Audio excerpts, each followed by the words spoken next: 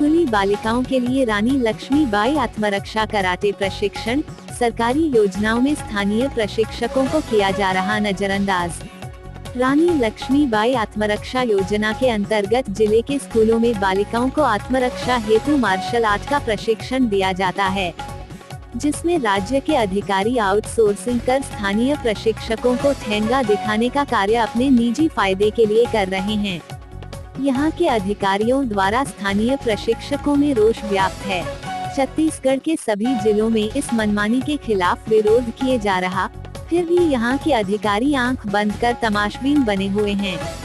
इस योजना के अंतर्गत खुली बालिकाओं को प्रशिक्षण देने का कार्य हरियाणा के किसी संस्था को देकर जो मधुमाली यहाँ के अधिकारी कर रहे हैं,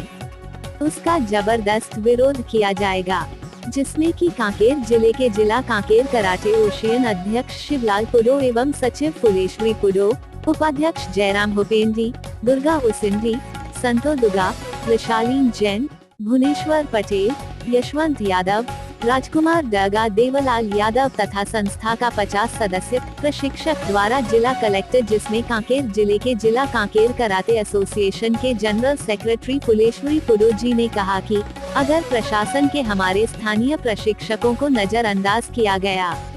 तो आगे उग्र आंदोलन करने के लिए बाध्य होंगे।